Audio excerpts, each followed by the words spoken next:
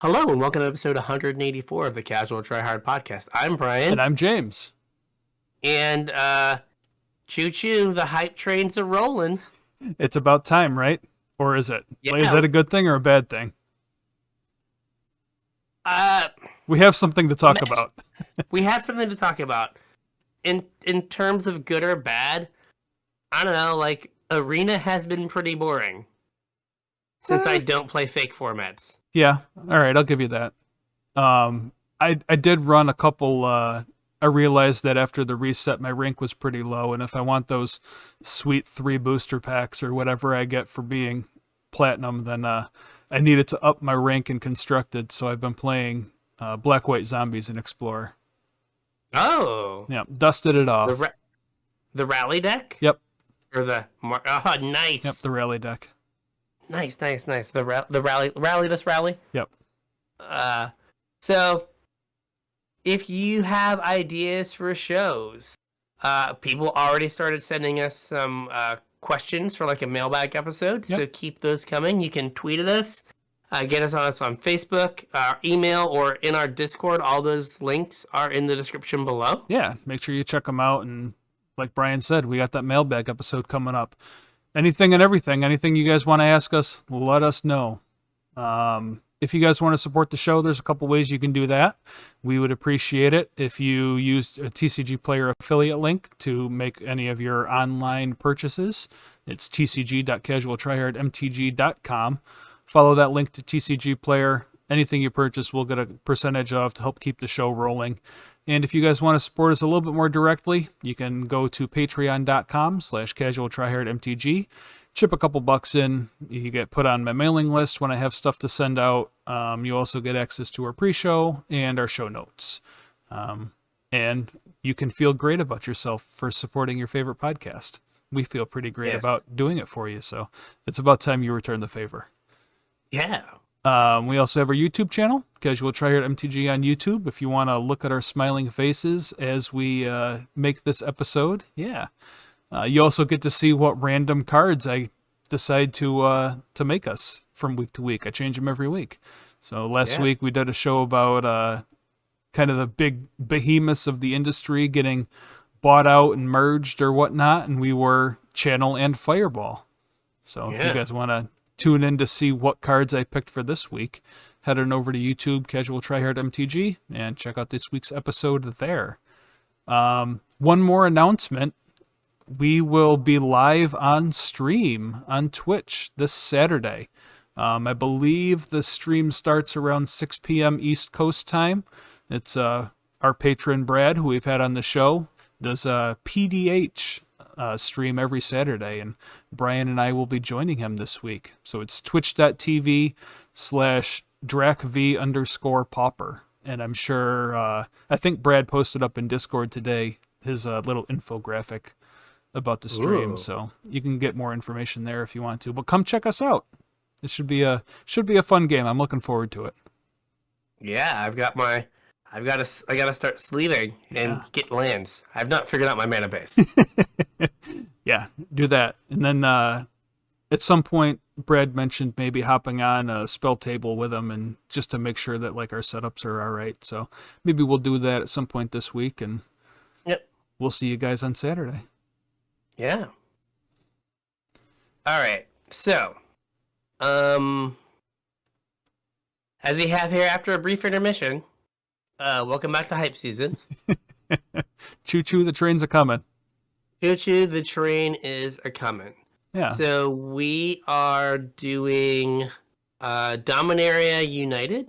Yeah, we had 2 kind of news events over the past week. The first was the weekly, I guess. Daily MTG, or is it weekly, daily MTG? Whatever it is. The Magic sponsored stream where they talk about news was this past week, and they talked about some Dominaria United stuff. So we're going to talk about that. And we also, this past weekend was San Diego Comic-Con. And if any of you guys don't know, Mark Rosewater does a panel at Comic-Con every year. Where he talks about usually a little bit about the upcoming set. He usually gives a talk about like game design type stuff. I think he did like Blockatog Live. Okay, I don't know what that is. I didn't actually watch it. I know sometimes they stream it's it, his, but you know how his like blog, the yeah. blogatog is just him answering questions. It was just a question and answer. Oh, okay. It was just like his blog, but live. Oh, I gotcha. But they talked about some Unfinity stuff, so Yes. not a ton to go over there, but some interesting things that I think are worth a discussion at least. Very interesting. Yeah. We'll start off with the Dominaria stuff from the stream, though. Mm-hmm. The first tidbit of news that we got was Dominaria United is going to be the beginning of a 4-set story arc. So if you think back to like Guilds of Ravnica through War of the Spark, actually I guess back further than that, like Amonkhet through War of the Spark, there was kind of one storyline where it was just like building and building and building, and then there was a culmination with War of the Spark. We're going to have something similar over the next 4 sets. So the next 4 sets are all going to kind of culminate in whatever that 4th set is. I think mean, it's if you pretty like common knowledge that people are expecting it to be like the return of Phyrexians. So like if you've been following the story at all, there's been breadcrumbs since Kaldheim. Yeah. Right? Like there's been like a random praetor. Yep. And so we've had 3 of them, right? We had Vorinclex, we had Jingataxius, and we've had Urabrask. Yep. So like they've been showing up throughout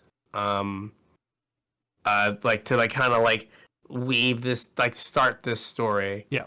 And then some of the previews that they had also kind of back up the Phyrexian thing. Yeah, I guess, like, I don't have it in the notes here, so I don't want to say too much about it, but I guess there was some elements of a story leak also.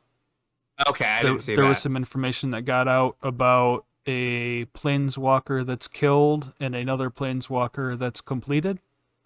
Okay. So, I don't have concrete information, but that's what I had heard. Yeah. So this will be kind of it's weird. Like story-wise, it's kind of the closest we get to like we've gotten to like a 3 set block. Yeah. Right. No, granted, this is like apparently the next 4 sets. Yeah, so it'll be Dominaria United, Brothers War, and then we don't know the 2 sets after that. We don't know the names for them yet. Yeah, so. Spaghetti meatball or whatever, yeah, peanut whatever butter jelly, is. whatever it is. Yeah, ham sandwich. Right. Yeah, it's but like the Brothers War, that's what they're doing the same thing they did with Crimson Vow, where they're like stuffing it super close after Dominaria United, right? I think so, yeah. Yeah, I think it's we're going to have 2 sets before the end of the year. So it'll be Dominaria Yeah. United in September, and then Brothers War is it November, December? Yeah, like Something same like kind that. of thing, like right after it. Yeah.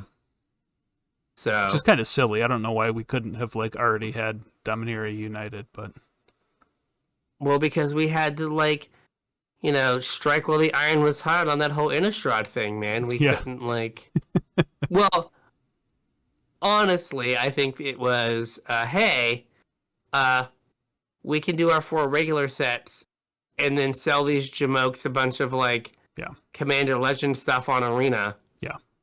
And then by the time we got around to that, everyone hated Alchemy. Mm-hmm. And so Jamokes were not buying Commander Legend stuff on Arena. Yeah. This is completely unrelated to the topic of the show, but seems like a good place to interject. Did you see any of Hasbro's earnings from? I saw some, I think it was like Hipsters of the Coast, like reported on Twitter. Okay. But I did not internalize it enough to like remember a bunch of it. So I saw people talking about 2 different reports. The first report was that, again, we had Hasbro having record-breaking profits for this quarter. Solely on the back of Magic and D&D. Those were the only 2 portions of the company that made money, and they carried the rest of the company. Awesome. On top of that, I saw that not only were there record-breaking profits, but the profits were kind of unbelievable as far as like actual profit is. something like they made 50 cents for every dollar or something. Like unreal good. That's better than like any business. Yeah, like their profit margin is just ridiculous. Yeah, 50% profit margin is unheard Absurd. of. Yeah, absurd. That's like drug dealer levels. Basically, yeah. So Cardboard crack. interesting. Yeah. But so the other part of that report was that every set is record breaking. They said every set that has been released this year has broken records, and that's including the awful sets that we had this year. Like Streets of New Capenna wasn't a terrible set, but it certainly wasn't good enough to break records. And Commander Legends was an awful product that I think everybody agrees is awful. Everyone hates. And supposedly broke records. I clearly do not understand what consumers want. Yeah. And again, I've not gone out into the world of Magic locally in a while, but like, who are these people buying these products? I have no idea. I do not understand. I guess people that care more about what's on the card than what the card does. I guess. Which I guess is kind of the whole point of Secret Lair, right? Yeah. I mean, it could very well be it. Like, you get enough people that are like chasing like fancy treatments. Yeah. So doesn't matter if the card's good or not. Yeah. Or, I mean, what really ends up happening is like you have like, you know, a Boseiju and a Fable the Mirror Breaker in a set, and you're just like, oh, well, gotta get those. Yeah. And then you get like a Ledger Shredder and an unlicensed Terse.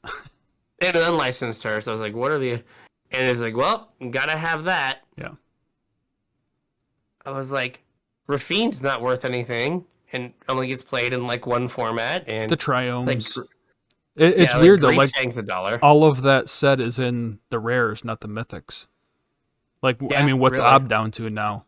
Like, that's probably the best mythic, right? I don't know. Not enough to justify me buying it when I did. Yeah. So yeah, but it is weird that like it's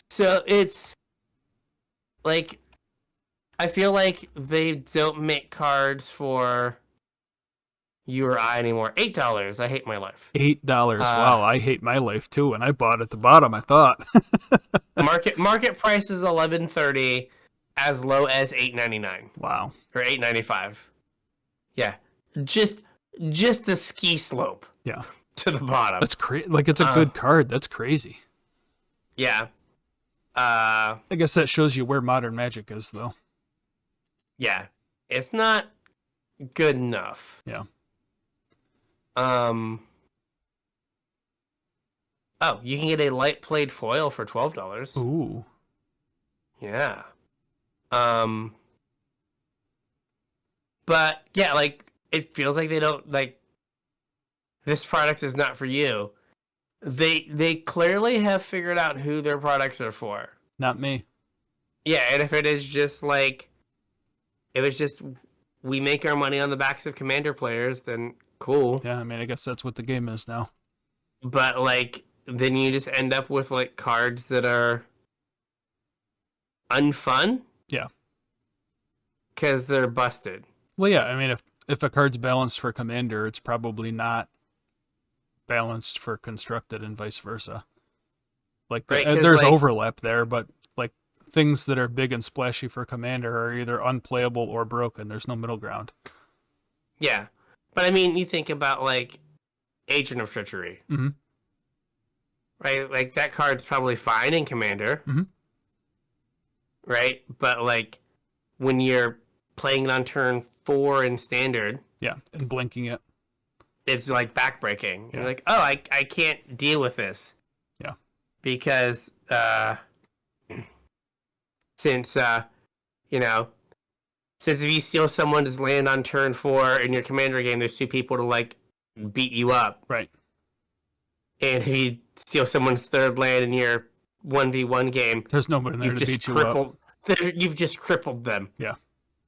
And it's like, oh, please don't have a charming prince. No. Or a It's Thassa. like, oh, great. Or Thassa or whatever, right? Yeah. And you're just like, oh, this is awful. Yep. Or, Sultai Ultimatum. Yeah. Ooh, Like, I got ultimatum yesterday. Yeah, you're just like, oh, if there's like only 1 out of 100 cards. Yeah. Like, okay, that's not too bad. And it's just like, oh, wait, no, I thought seized one and then they drew another one and I still got clowned. Mm-hmm. I had Sweet. the answer and it didn't matter. Yeah, it's like, oh, suck. Yeah. Okay, moving on. Yeah. Yeah, so, but it is weird that, like, if they are balancing cards for Commander and, like, that's where they're driving stuff. But, like, I But mean, as I we- don't even think that Commander Legends Baldur's Gate, whatever, was, like, well received for Commander, yet still is No. record breaking. Like, that doesn't make any sense. It doesn't. It doesn't make any sense at all. Like, and especially followed up with, like, Double Masters, where, like, everyone's like, oh, here are all the Commander cards I wished were in this other set. Yeah. I forget what the number was, but they put a number and they said that every set this year hit some number. And that number Was it like with some like dollar amount in sales, I think. yeah, and like whatever hits that number is considered like a runaway success or whatever. And every set this year has hit that number, including the bad sets, which doesn't make any sense. Like I mean, if what it's was the only last based bad on- set? Like Hour of Devastation? Like they cut production early on Hour of Devastation. And I don't think Commander Legends did well. Yeah. But I guess the thing we're not, if it's just a dollar amount, like, is the fancy printings enough to get people to buy $25 packs? yeah, I don't know. Maybe. Right? Because I mean, a $25 pack has the literal same amount of the same cost in cardboard basically Yeah. as a $4 pack. Yeah, and like that harkens back to the like profit percentage that they're running on. Where, if every card is worth $1 and they only have 50 cents worth of work into every card, then Yeah. Then they're doing all right. yeah.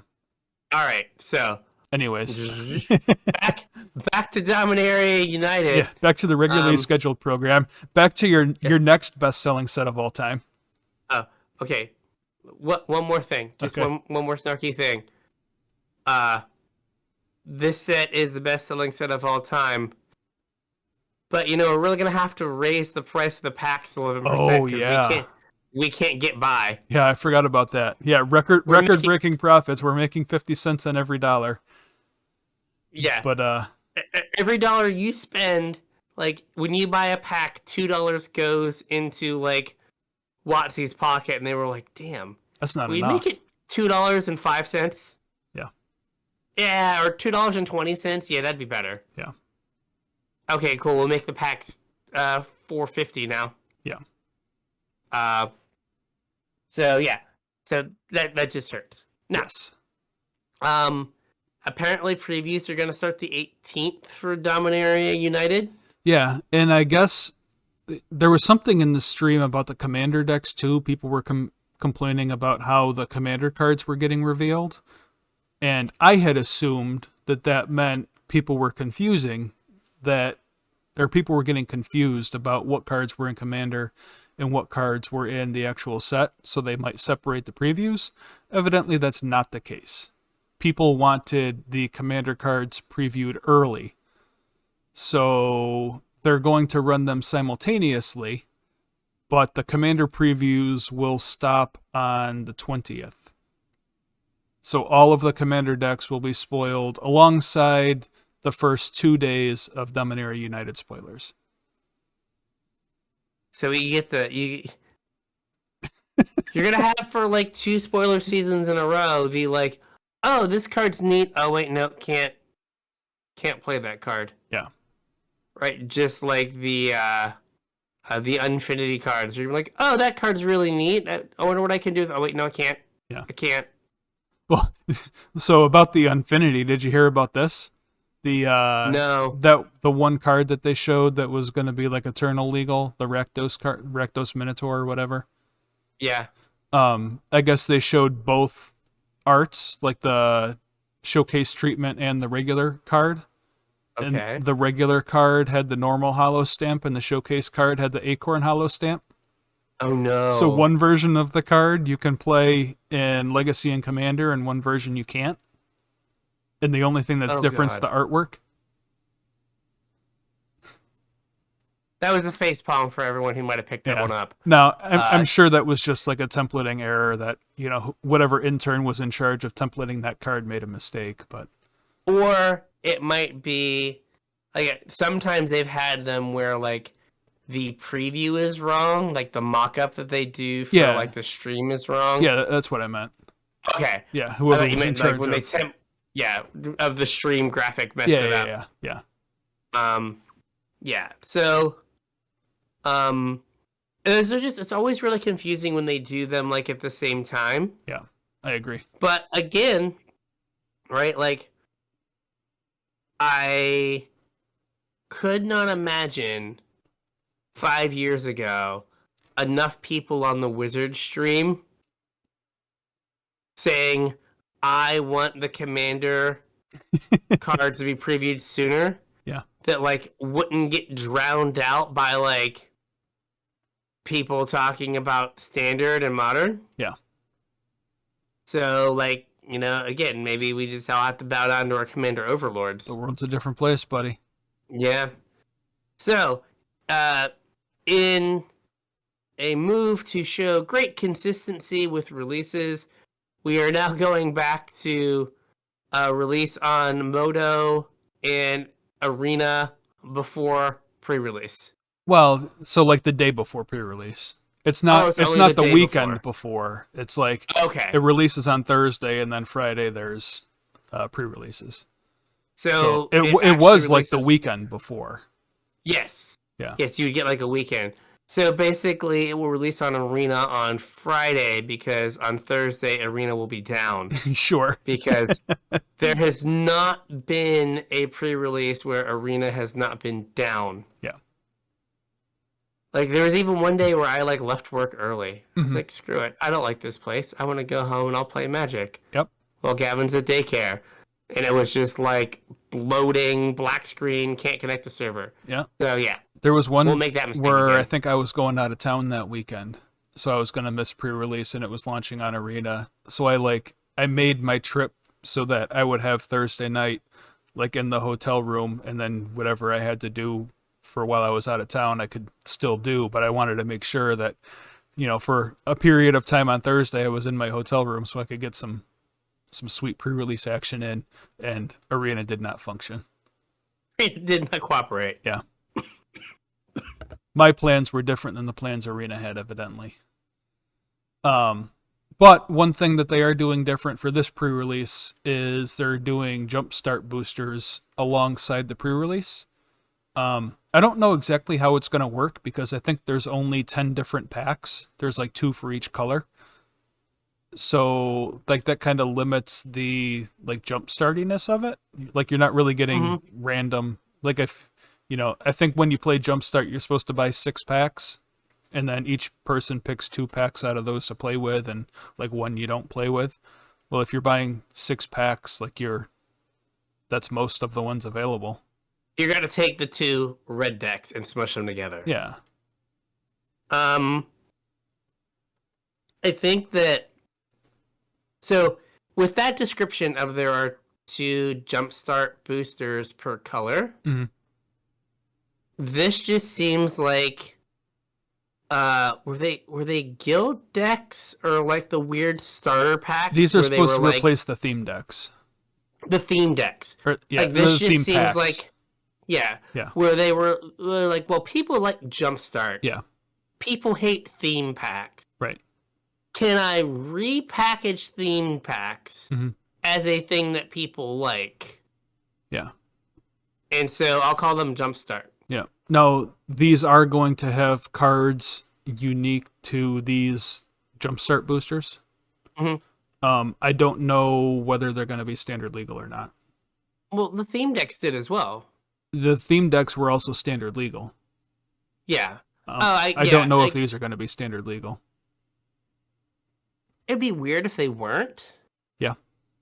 Like, hey, here's this standard product. Yeah, I mean, I guess there's no like additional set symbol. Yeah, so like They you only could showed the just, two like, set symbols, the one for Dominaria United and the one for the Commander decks. They didn't show a third for the Jumpstart packs. Yeah. So like you could just have like, overcosted dragon that won't be see play in standard. We hope, dear God, please don't be wrong. or you could have Muxus. Yeah, you could have Muxus and Allosaurus Shepherd. Yep.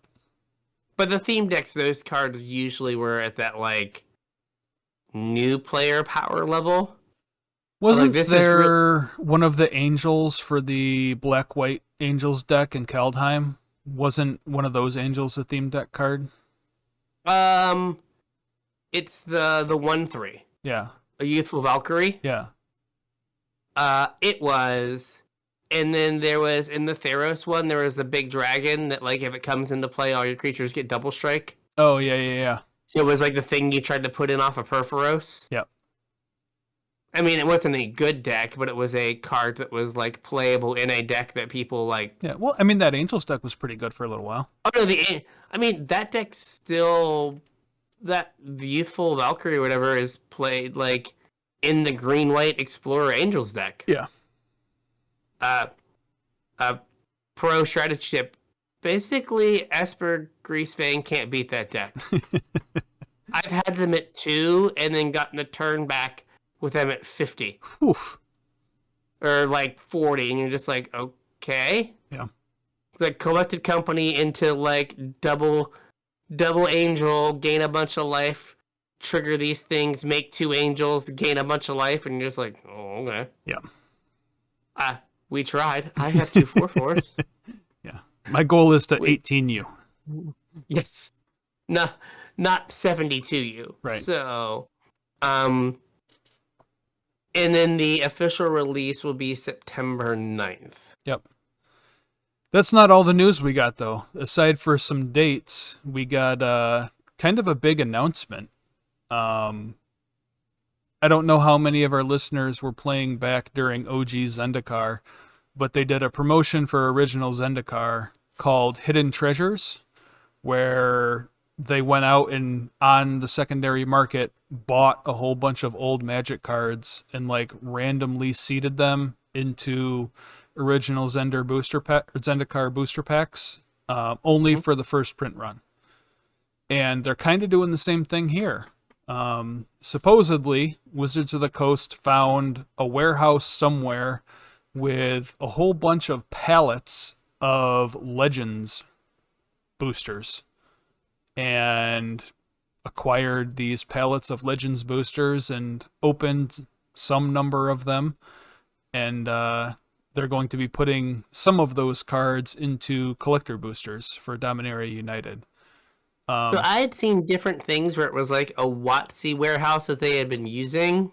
Okay, so and like we talked about this a little bit in the pre-show, but this is the little tidbit of information that I had heard that I didn't have when I wrote this episode. They didn't say where or what the warehouse was, only that they found it and drove there and acquired, per their words, like pallets of Legends. Now, supposedly, this kind of gets into, one of the next things we're going to talk about, but there were collation issues with Legends, where there were 2 different Legends sheets for uncommons, and a box can only have uncommons from one of the sheets.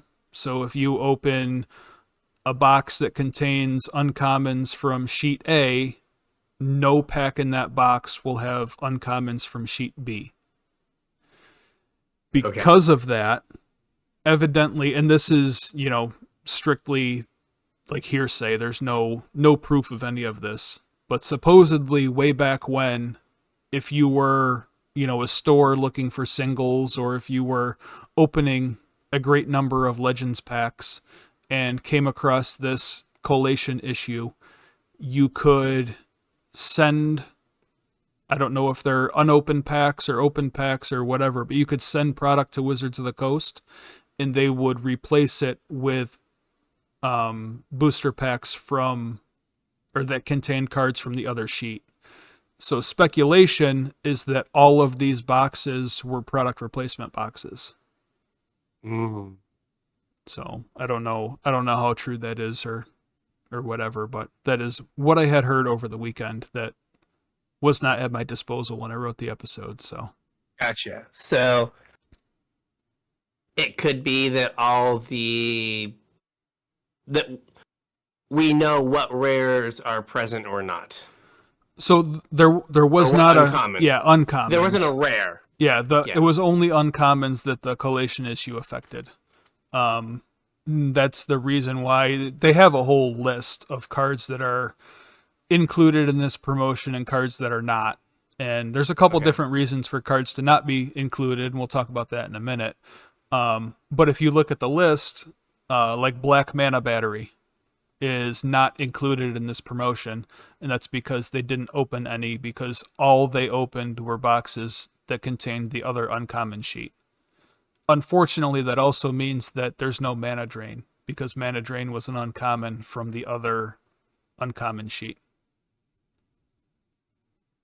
Okay, so we said they didn't open certain cards despite opening case after case after case. These include Adventurer's Guildhouse.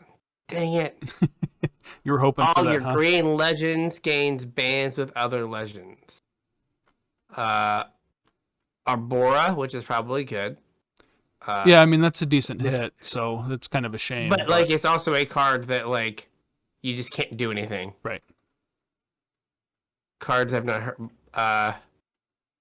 Blight. I'm just scrolling through some of these. I know you had said what some of them were. Yeah.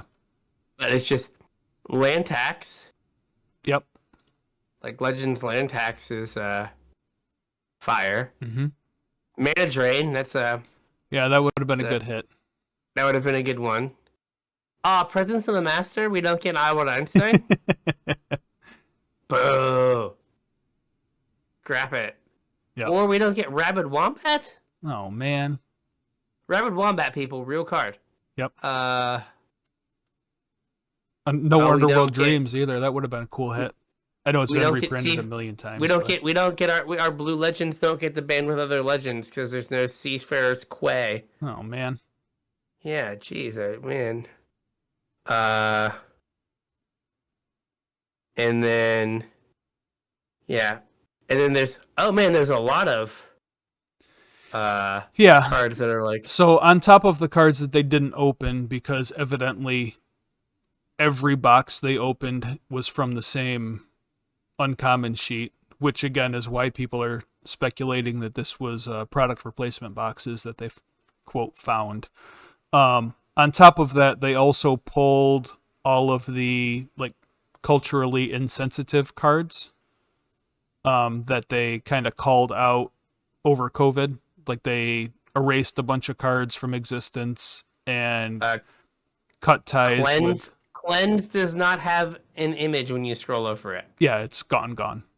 It just says like does not exist. So sorry. Yep, erased from existence. Same with Invoke Prejudice does not exist. It's not a card anymore. Yeah, it does not exist. So on top of that, they also why'd they get rid of Craw Giant? That doesn't make any sense. That's culturally look insensitive. at its flavor text. I think it's because it has the word midget. Oh, okay. I assume. I was looking. That is the only I hadn't noticed that thing that seems off. Yeah. About it, because I was like, why is that one gone? Yeah. Same with like, was it Relic Barrier? Well, that's because of the artist. The artist that drew Invoke Prejudice or made the artwork for Invoke Prejudice is I guess a fairly well-known neo-Nazi.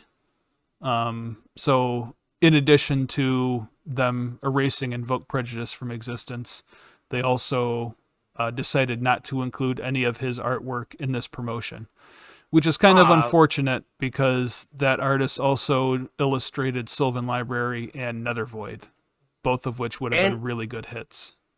And Darkness. And Darkness, yeah. Yeah, I just saw Darkness. Like, that sucks. Yeah. And that's actually a really cool piece of art. Like, I mean, issues with the artist aside. Yeah.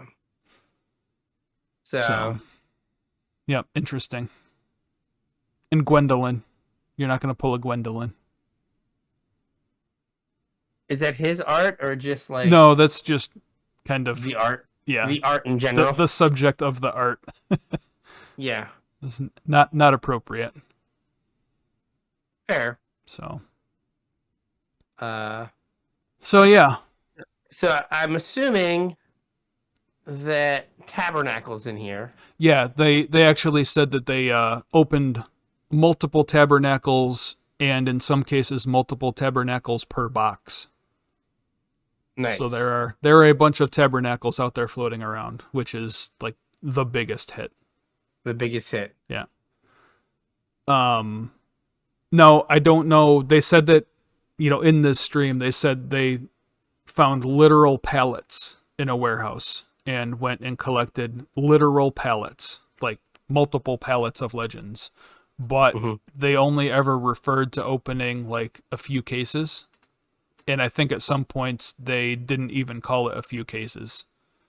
Where, it would have been like if they had opened, pallets of product, I think they would have used the terminology pallets of product instead of boxes or cases. And also, I guess it was a relatively small team of people that did the openings, and they filmed the entire opening. I don't know that you can film opening pallets of Legends in the time period that they said they did, because I think they said they did it all over the course of a week. I don't think you can open pallets of Legends over the course of a week with what I'm assuming is not very many people. I mean, there is like the weird like blah blah blah reserve list, and then all of a sudden you dump pallets of product onto the secondary market. Yeah, but like what are they doing with the rest of the pallets? You know what I mean? Like they're not going to burn it. No, but I guess my thing is like there'd be people that would be like, oh my god, sweet, I get like a chance to get a Tabernacle. Yeah. And then there's a person with the Tabernacle who just can't be happy. Right. Well, like, I mean, you're taking down my value in the Tabernacle. Realistically, though, even if there was pallets of Legends, yeah, they're not going to open enough to move the price of Tabernacle. No. Like how many Tabernacles are you realistically going to open over pallets? Like 100, maybe. Yeah, true. I mean, but like the price of moat got moved on like 30 moats or 100 moats. Right, because that's all that was for sale. Yeah.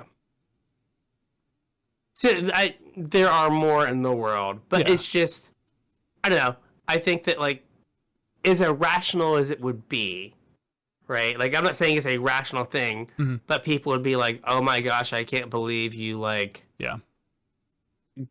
devalued my investment in Tabernacle, blah, blah, blah.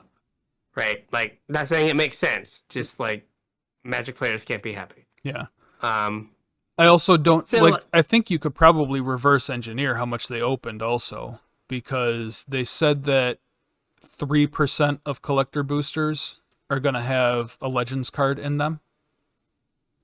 So if you can figure out the print run of collector boosters, you should be able to, work backwards and determine how much they opened.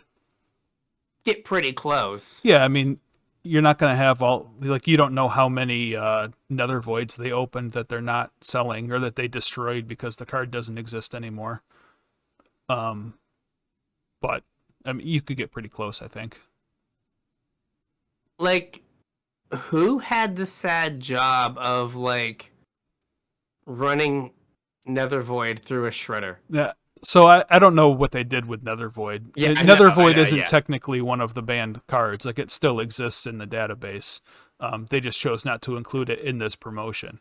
But like Invoke Prejudice, like, not that that's a super desirable card, but like, since they erased it from existence, it has certainly gone up in value. And yeah, who's the guy that's just shredding Invoke Prejudices? Yeah. Yeah, so that's just funny. So 3% of collectors boosters will have a Legends card. Yeah. Now, some enterprising people have done some math. Not me. Yes, not us.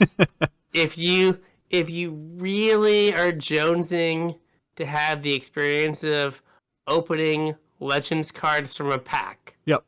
it makes more sense to just buy an $800 pack of Legends than it does to buy $800 worth of collector boosters. Yeah, so if you... What's a collector booster box is like 200, 250 bucks?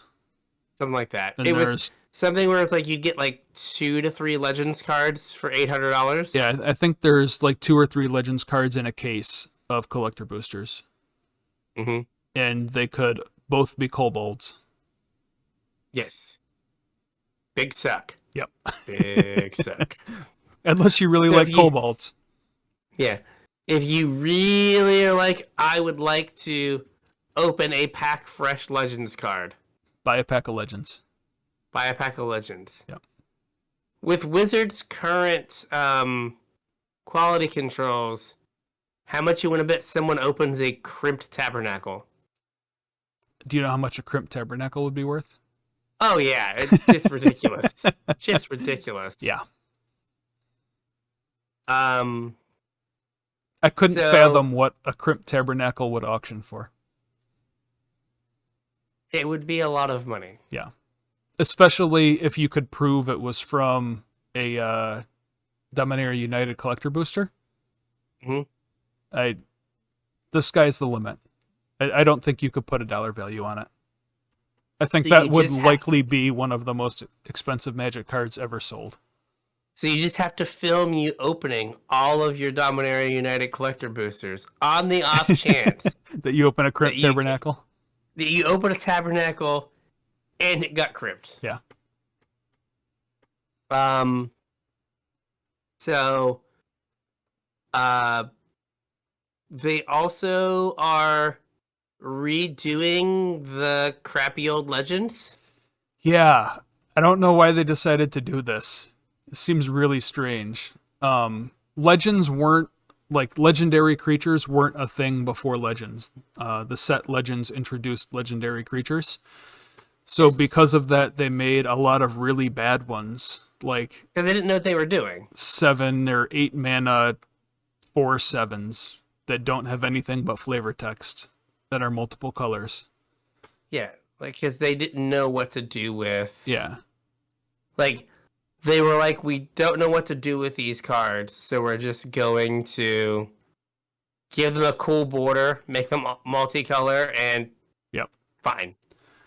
So what Wizards decided to do was, instead of distributing 8 mana garbage vanilla 5/7s, they reimagined those cards as what they would be like as printed today. And I think they're only available as box toppers, although they might also be in collector boosters. But they're uncommon. Like not all of them, I think. Okay, the ones that they spoiled were uncommon, I thought. Yeah, I think so. But I don't think you can open them in a booster pack. Yeah. I think they're exclusively either box topper or collector booster. Which is kind of cool. It kind of gives those old garbage commanders a shot at getting their name on a board somewhere. And maybe it's your new favorite commander. For example, this guy actually has not this Bartle Runax. 3 green, red, black for a 6/5. Yep. But he has abilities. Oh, okay. He cannot be the target of enchant creature spells. Oh. And attacking does not cause Bartle Runex to tap. Yep. So he is Vigilant, Hexproof from Auras. Yeah. No, sorry, Shroud from Auras. Shroud from Auras. Right? But then, like, one of the ones that didn't make the cut was like here you go. Sir Chandelar of Eberron. I don't know that one. Four white green Mm-hmm. for a 4/7 vehicle for flavor text. Flavor text delivery machine. Yes. Remember, Sir Chandelar. Remember and stand firm. Yeah. The rallying cry of the Eberron militia. Sure. Thanks, That Sir is it. Chandelar. That is all we got. So, as we were talking about our new commander overlords, Mhm. right? Like, they are doing these, like these, like reimagined commanders because there's someone somewhere who's neck deep in like Magic and Legends lore. Yeah. Who just loves themselves some Sir Chandelar and really wants nothing more than to play a Sir Chandelar commander deck. I guess I never realized Chandelar was actually referenced on a Magic card. I think it's like Before SHAND Yeah. LAR. Yeah. Right? Yeah, that should be Chandelar. Yeah. For those of you that don't know, Chandelar was the setting for the very first Magic video game. Some would argue the best Magic video game. Oh, it's great. I've played it like not super recently, but recently enough. Yeah, it's orphanware at this point. You have to like do some finagling. Yeah. There's like a Gabby Sparks how do I install Chandelar on my computer video. Yeah.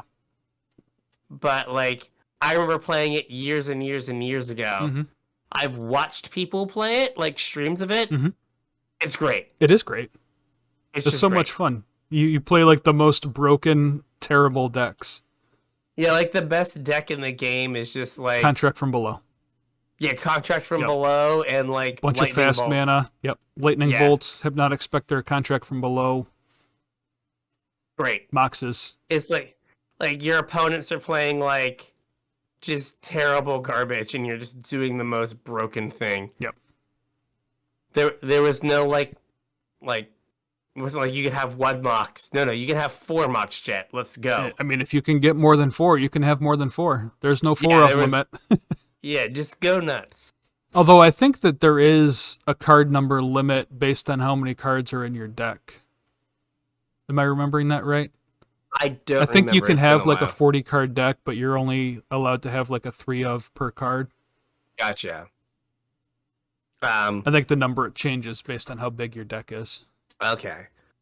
But so I think that like there is again the weird duality of like commander players. I want to play this commander because I love the flavor and the story, but I don't want to lose. Like, okay, I can't afford to pay 7 mana for a 5/7. Yeah, I can't do it. So I think it's just to like the people that are like, oh my gosh, I love fill in the blank. They're just like, okay, fine. Yep. We'll give you one that is mildly playable. Yep. One other thing that they announced on the stream is we're getting kind of a cool land treatment.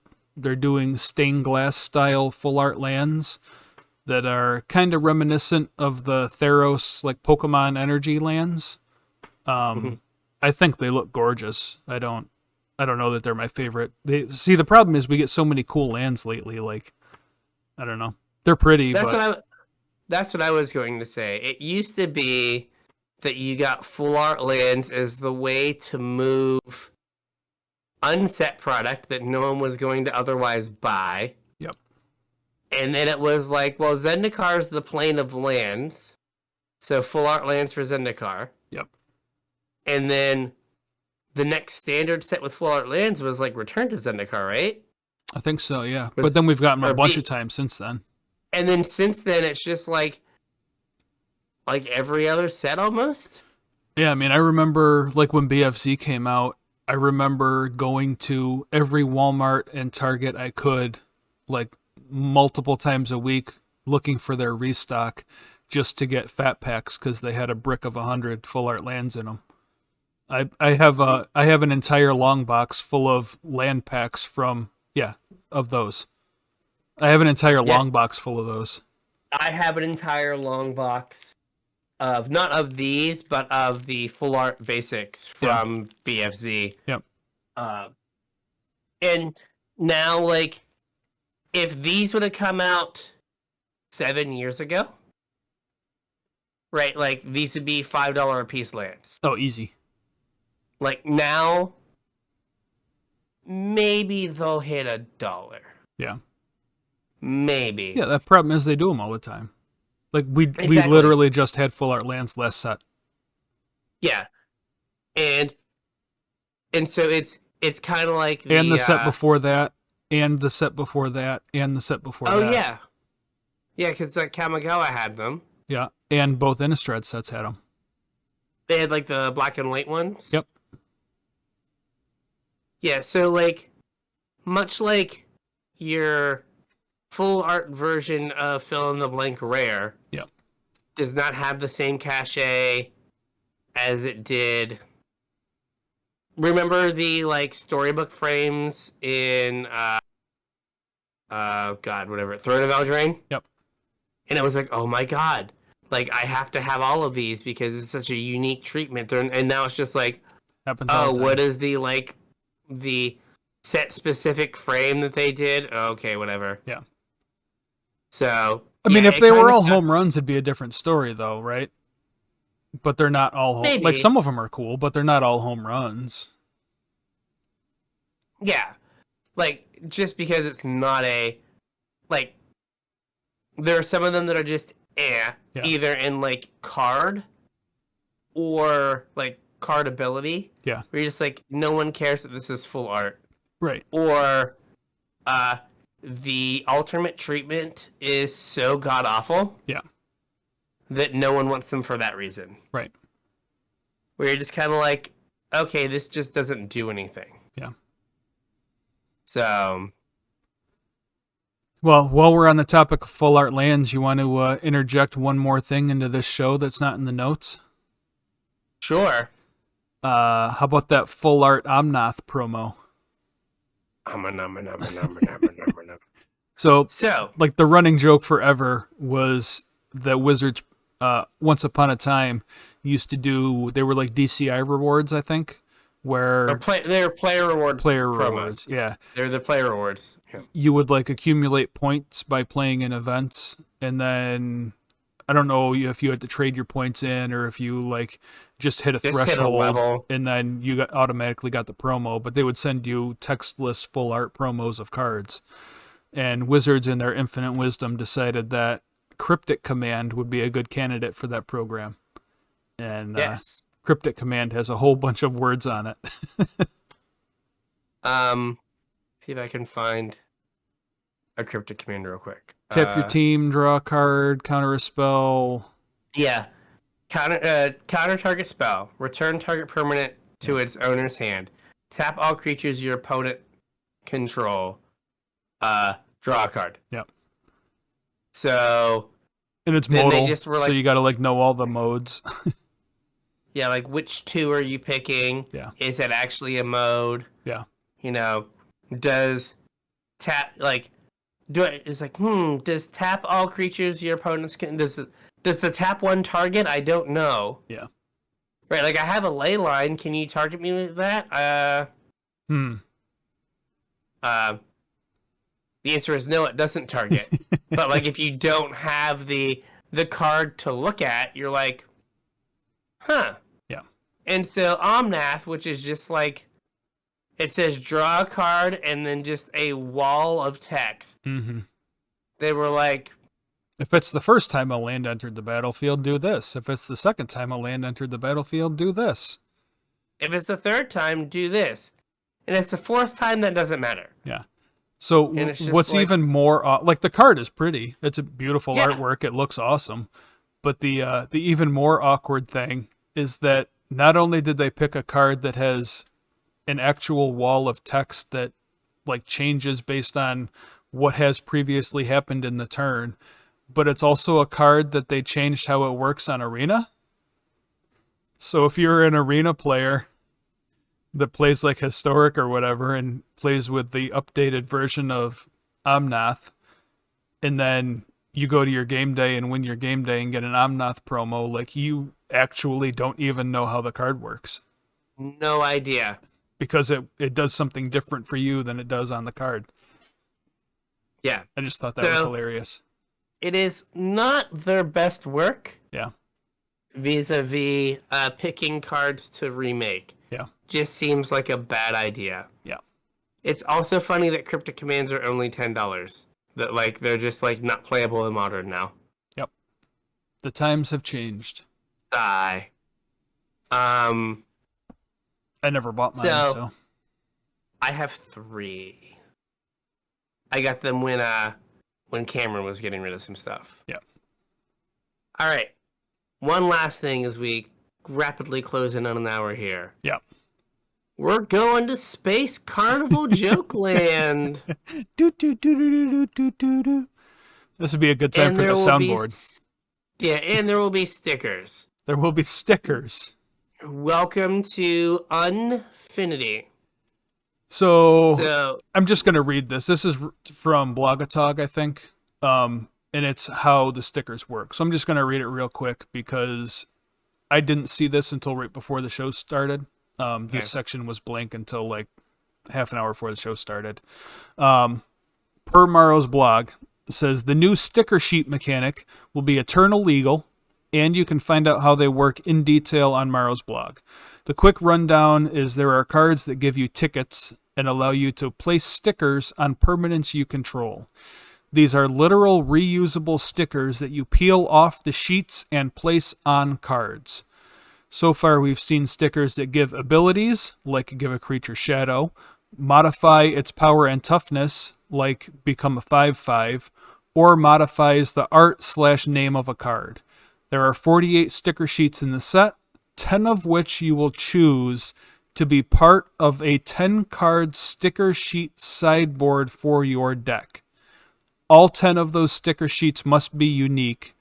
At the start of the game, you choose 3 of them at random, and you can use stickers from these 3 sets during the game. Stickers remain on cards when they move between public zones, the battlefield, graveyard, and exile, but come off when transitioning to private zones like your hand or your deck. When stickers come off during a game, they can be reused later. They go back on the sticker sheet. And remember, these cards are Legacy, Vintage, and Commander legal. Magic the way Richard Garfield intended. Nobody knows what your cards do. It is, on one hand, good that they limit it to cards you own. Yeah, I mean, that way you're not marking up your opponent's cards. Grim Monolith. Yeah, so that is good. Yep.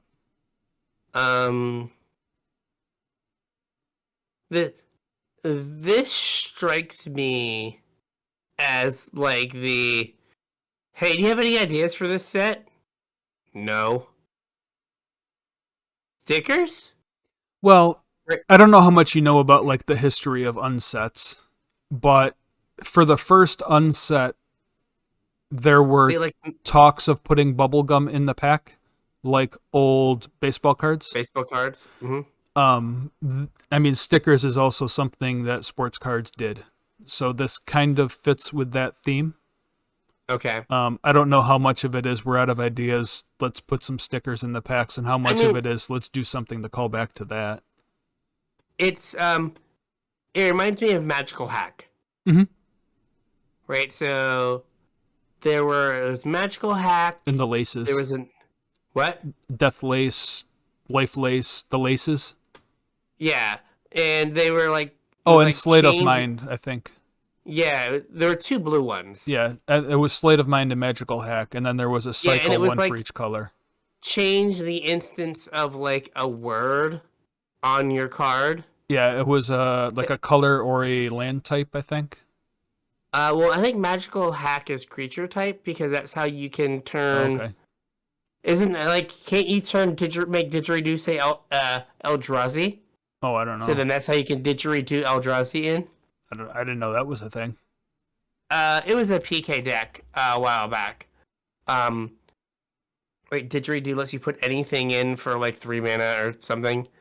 Change the text of target spell or permanent by replacing all occurrences of one basic land type for another. So that's magical hack. Yeah. Sleight of And Mind was then the other one. uh, Looking it up on the fly. I am looking it up. Is it Sleight of Mind isn't actually a card? Yeah. I like put it in and nothing came up. I'm pretty sure. Or is it? I think it's Sleight of Mind. I'm pretty sure. See here. Oh, Sleight. Is it Sleight of Hand?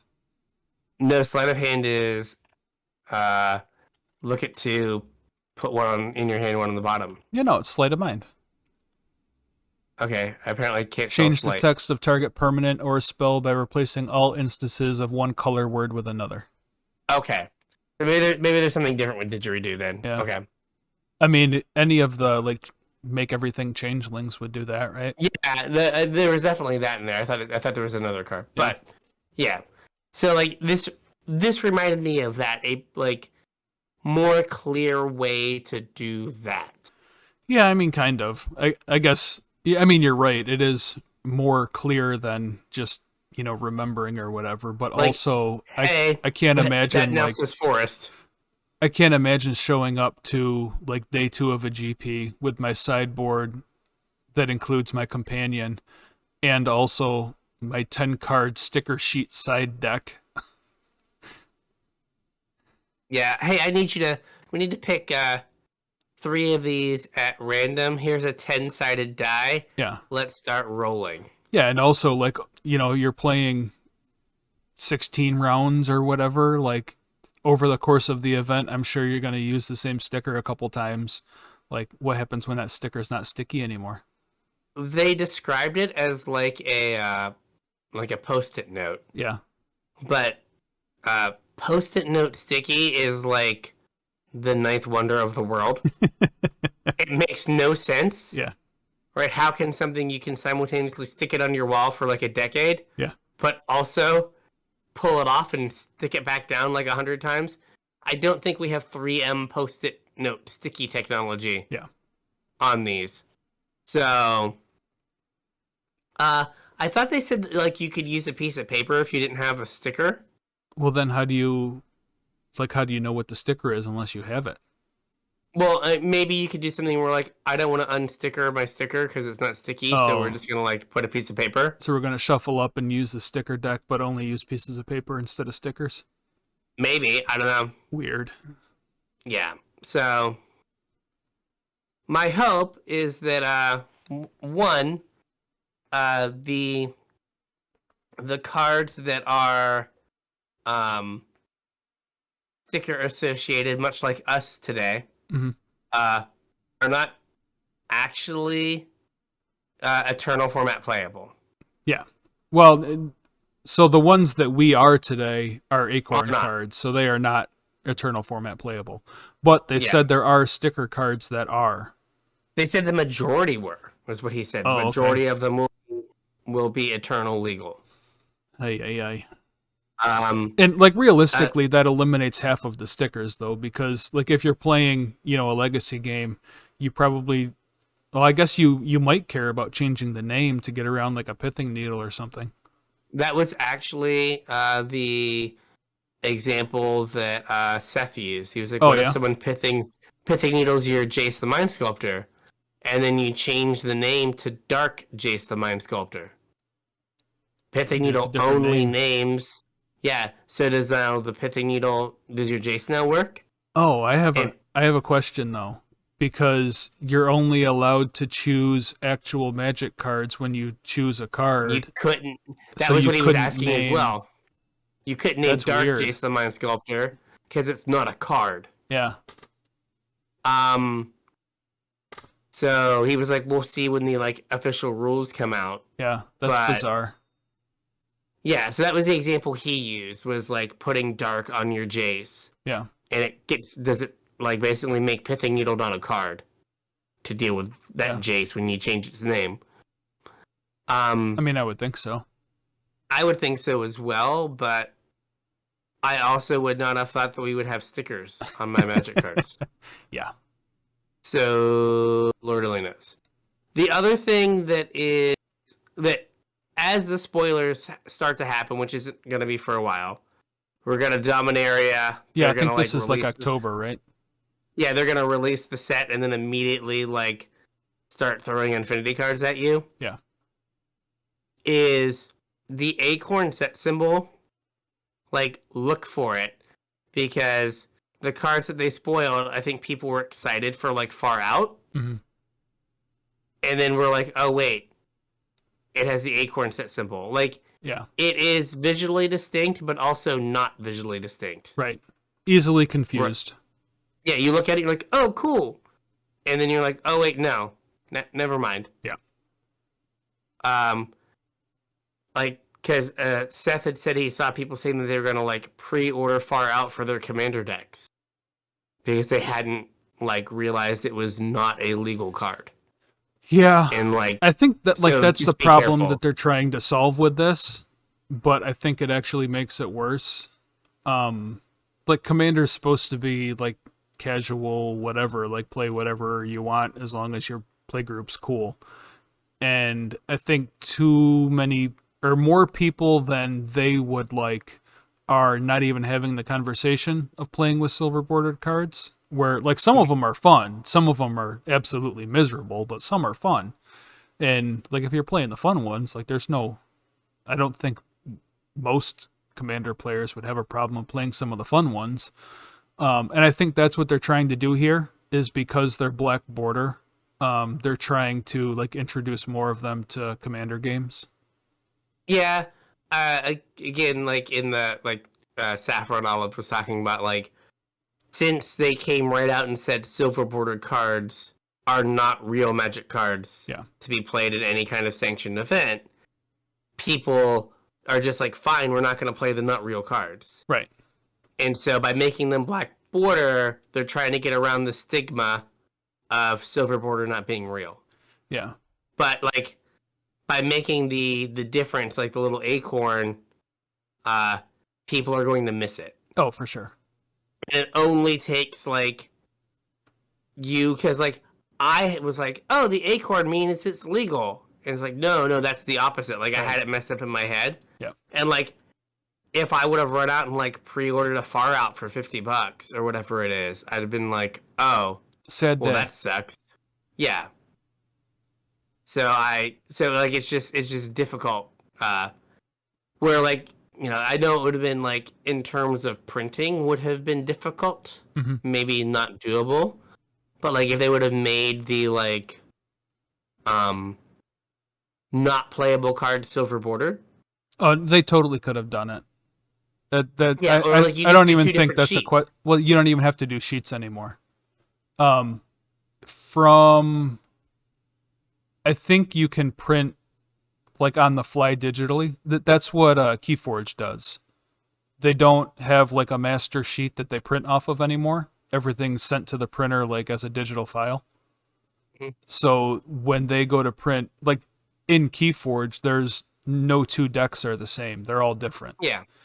And well, I was just thinking more along the lines of, like, it would be difficult to print a black border card, right beside a silver bordered card. I mean, they print borderless cards next to other borderless cards. What's the difference? Like, I was just thinking, like, you could do, like, a black sheet and then the silver sheet. Yeah. But yeah, you're right. Like, they do. We have come a long way from, like, the horrific miscuts of the of Elden days. Right. But not that they don't have them, but yeah. But yeah, like, they could have done something to make it more visually distinct to not confuse people. But, you know, because, like, me, the angelic Heraldo here. That's right, Harold. Right, like, Yeah, like you look at the card and you're just like, okay, like whatever, and then you're like, oh, it has an acorn. Okay, weird.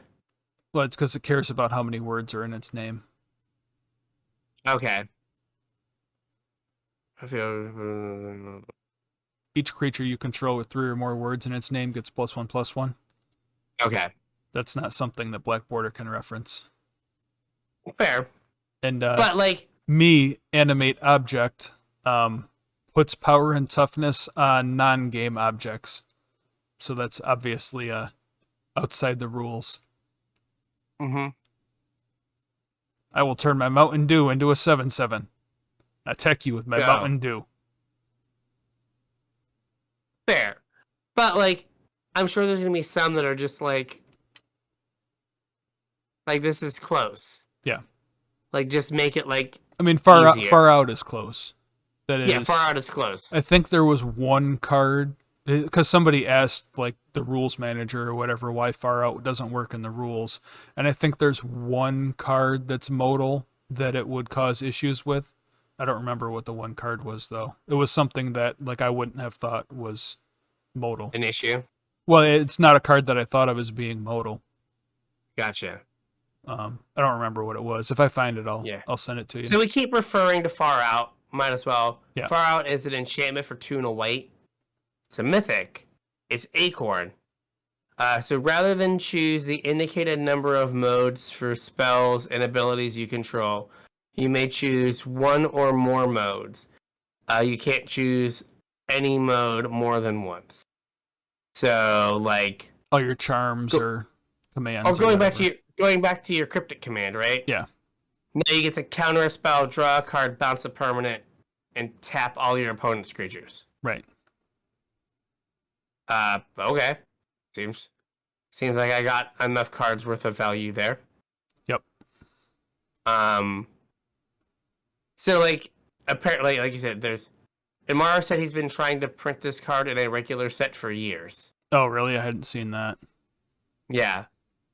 And apparently, like you said, there's one card, which weird. Yeah, I don't remember what the card was. Card. I was trying to find it here. Like I wonder if it is. Oh, Outlaws Merriment. The Boros mythic from Eldraine. Yeah, that makes like because one of 3 different.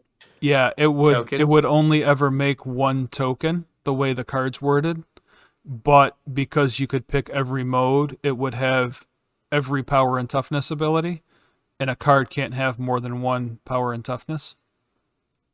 So it would be 1 token that's a 3/1, a 2/1, and a 1/2 at the same time. I mean, one could also just ban Outlaws Merriment, like if this card matters to you. Yeah. Or you errata Outlaws Merriment. Yeah. But, nonetheless. Right, so there are cards that are close. Mm-hmm. So it'll be My hope is like they don't end up printing a busted like legacy card. I mean, we'll see. I also my hope is that the sticker mechanic isn't good enough, because if I start seeing moms with stickers on them. Yeah, or what's his name? Rick Grimes with a with a dark Rick Grimes wearing a cowboy wearing a beanie. Yeah. Sticker. I'm just gonna be like, no. Stop. Yeah. So Magic, the way Richard Garfield intended, nobody knows what anything does anymore. Yeah, I mean, it's kind of a recurring theme nowadays. I feel like we've said that in a couple episodes lately. It's like, hey, these cards they work different on Arena than they do in person. Which one's the real one? Oh, this has got a sticker on it. It's not what the rules say. Yeah, you can give a creature exalted. So that's kind of an interesting question too. Like, what happens when your opponent's playing, foreign, like Japanese foil, I don't know, Monastery Mentor, and puts a sticker from a different language on it, and you call for the Oracle text. Oh God. You know, the Rough. judge isn't gonna tell you. They're gonna tell you the Oracle text, not what the sticker does. How do you know what the sticker does? Are the stickers in all the languages? I don't even know if the set's being printed in all the languages. I mean, Wizards did just take a hatchet to a bunch of languages. Yeah. What they got rid of, like Russian, Chinese, and something else. Like, I think it was like, was it full Chinese or Chinese simplified? I think it was simplified. Yeah, they got rid of one of them in like Korean. No, I think Korean's still around. Oh, I thought that. Whatever, they got rid of a couple, Yeah. and then one was Russian, one was Chinese. Yeah. But yeah, no, it's wild times. Yeah, they can't make like a God, a 1-mana 3/3 that allows your opponent to put a sticker on one of your cards. Yeah. Right? Like, you know, your opponent must choose one of your stickers and place it onto this card. Yeah. Right? Like, because then you could just like high roll and just be like, oh. It's Annihilator 7. Yeah, or just like, well, I can't change the power and toughness. Yeah. Like, all my options are bad for that. Right. So I guess I just need to make it like blue. Right? Make it like, have a frog in the art. Yeah, I need to put a hat on it or a frog or something. Yeah. And like, okay, you have a 1-mana 3/3. Oh, I completely forgot I did this. I had a sticker sheet ready to bring up while we were talking, and I forgot. Ooh, here it is. Sticker sheet. It's up there, sticker people. sheet. Go to It's on the YouTube. screen. Check it out. Yep. There's a squirrel. There's a beanie. toboggan. Yep. A Toboggan's hat, a sled. not the sled. No, toboggan's also a hat. It's a beanie. And then is that a like scary baby doll? It looks kind of like an angel. Is it like an angel doll? Yeah, I don't know. It's weird. It is weird. And it also has stickers for Exalted, or Shadow. Yeah. It's weird that it's double Exalted. Yeah, I mean, isn't there like doesn't Rafik have something weird like that? I don't know. Isn't there like double? There's double Exalted- Cascade spells. I don't know. There's double Exalted. Yeah, there's also, is it Exalted Angel that gives every creature you control Exalted? Oh, maybe. But yeah, so the stickers are weird, man. Mm-hmm. I don't know. It feels like on one hand, like, oh, this is the fun thing to do, but on the other hand, it's like, why? Yeah. Also, like, another issue of these are like eternal playable. Like I said, what happens when your sticker stops being sticky? Well, right? yeah, And you show up- that's what I meant. Like when you're halfway through an event and your sticker doesn't stick anymore, or But, like in I mean- between day 1 and day 2. But what I more mean is like, let's say you have, oh gosh, what is it called? Like a sticker falls off your card, off your sticker sheet, like because you've used it so much. Oh yeah. Now it's like, now you've got to find another sticker sheet Yeah, I don't know. that may or may not be. Also, like the ability ones are the same shape. What if you like start making your own sticker sheets? Oh. Right? Like you take your Exalted, you take the Shadow one off and you put on like Annihilator 7. Yeah. Right? So now like you have Your two Birds of stickers that Paradise you really is want. forever. Yeah, but you just have all these like great, like, Yeah. you know, it probably doesn't matter. We are just going to end up making judges memorize what all 48 sticker sheets are. I mean, maybe if like judges matter Like- anymore. We talked about like- was that the pre-show we talked about that? That was a pre-show. Yeah. But like, hey, like, there's not a sticker that has Exalted, and Annihilator 7. We don't know if Annihilator 7 exists, but it's the most outrageous thing we can think of. Right? So then you're like that sticker's not a real sticker. How dare you? Right. So Very yeah, strange. it is very strange. I wonder do if not these have know. magic backs on them. I would hope not. Well, if they don't, they're not a magic card, right? Yeah, because like if they had a magic back, then and you had them in your box, like wouldn't that be like weird for like how many cards are in your deck? Yeah, probably. I mean, my thought was that if there's not a magic back on it, it's not a magic card, so there's no rule against proxying, and you could just make your own sticker sheets that say Fair. whatever the hell you want. They could Uh, have all sorts of inappropriate stickers to put on artwork of cards, yes, yes. like tentacles. Oh, God, God. Well, there you go. We have our look into the Stickerverse. Yeah. So Welcome to the with that, Stickerverse. I think we have a show. I hope so. So, if you have any ideas, I don't know if you want to start pitching sticker ideas. You can get at us on all of our social medias. If you have questions for a mailbag episode, please like get them to us. All those links are in the description. Hey, so I wonder if that's a decent idea for a Patreon give back at some point. Custom casual It's just a tryhard sticker sticker sheet? sheets. I could There we make go, that yeah. happen. Let us know if that's Uh, something you want, patrons. Yeah, it could just be like casual try hard is across the top. Yeah. You could have casual Or Jace. Brian and James, and they could Yeah, just Brian make and anything James, and yeah. play Brian or James. Yeah, there. Ooh. Yeah, see? I like it. Yeah. I like it. Do we have to, man, we have to think about our stickers and our abilities. This could be a thing. Yeah, so like Brian said, we got a mailbag episode coming up. Any of our social media you can get at us. Let us know any burning questions you have, either in Magic or out. If you want to support the show, there's 2 ways you can do that would greatly appreciate. First is our TCG player affiliate link, tcg.casualtryhardmtg.com. Purchase anything after following that link and we'll get a cut to help pay our bills. Also Patreon, patreon.com/casualtryhardmtg. Patrons get access to givebacks like we were just talking about, with maybe a sticker sheet if you guys want.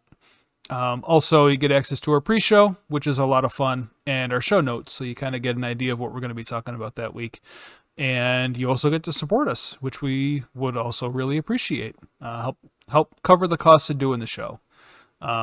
Don't forget we have our stream with Brad coming up this Saturday at I think it's around 6 p.m. East Coast time on Twitch.